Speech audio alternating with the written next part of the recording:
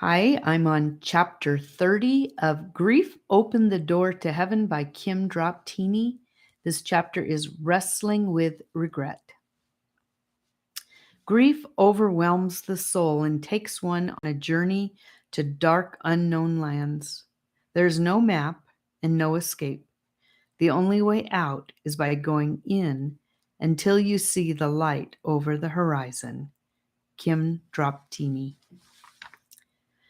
Regret had been my constant friend almost as soon as Gabe passed from this earth.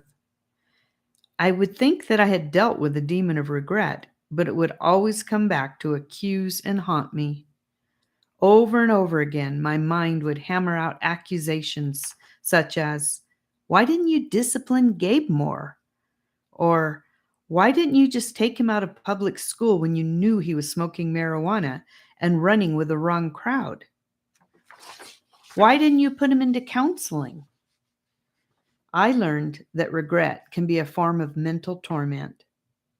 Satan also had a heyday accusing me of not being there for Gabe when he needed me. Days before Gabe took the fatal overdose, he had asked if he could stay the night with us. We were trying to practice tough love and weren't sure if that would be enabling him, but we finally agreed. However, he didn't come to our place till 3 a.m. in the morning. When he crawled into bed, he started crying, and we could all hear him. He cried, and I did nothing. The next morning, he left before I had a chance to talk to him, and that memory tormented me. After a lot of prayer over my regret issues, Jesus spoke to me and said, "Am I not in charge? Did you not pray to me at all times concerning your son? You were trying to practice tough love, and that was good. Gabe's heart was searching for the right place. I told you that he was a prince in my kingdom. I told you that before he had the overdose. Gabe's heart was making the right choices, and I called him home. He is closer to me and you than ever. He serves, he walks, he talks, and he is alive forevermore. Rejoice. Gabe is alive in me. He is more alive now than he ever was." Jesus gave me a new perspective. Once he spoke, I knew it was truth. I certainly had prayed constantly for my son. I had asked the Father for advice and wisdom, and so when I wallowed in regret, part of me was saying that the Father was not faithful to me. Yet he was faithful. He had heard every one of my prayers, and he was always in control. I had to learn to accept things, to accept what could not be changed. However, regret didn't go away altogether. It would go for long spells, but it always came sneaking back. One day, though, the Lord showed me some truths that helped to break regret's heavy chains. I can remember so clearly sitting on a beach in Spain. It was hard to have quiet time in our RV, and I had gone out for a walk to spend some time with the Lord. I was praying once again over my regret when suddenly the thought came to me that the Lord never has regret. That thought kind of blew my mind because it is hard for me to imagine never having regret.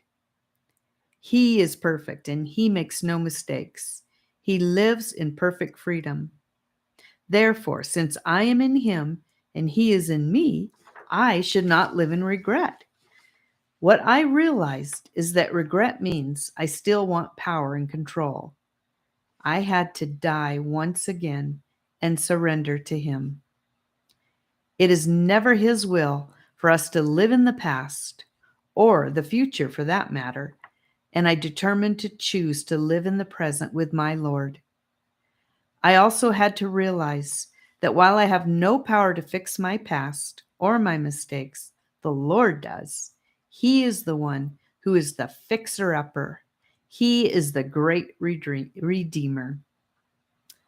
Another area that I struggled with was tormenting dreams.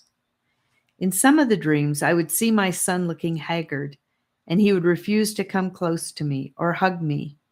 In one particular dream, he had a gash on his right cheek near his eye. I looked at him, and he looked back at me as if he didn't know me.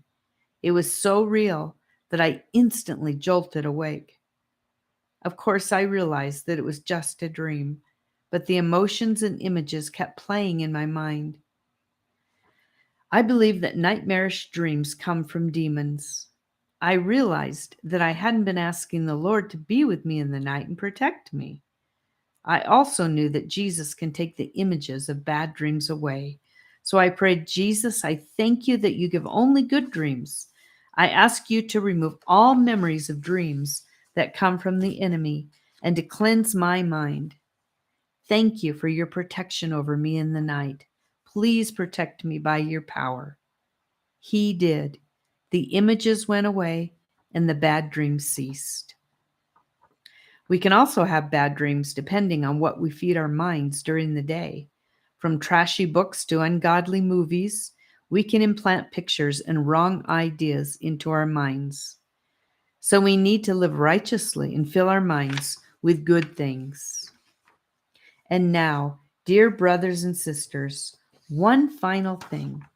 Fix your thoughts on what is true and honorable and right and pure and lovely and admirable.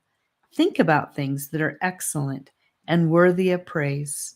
Philippians 4:8. So that was the end of chapter 30. Thank you for listening. God bless you.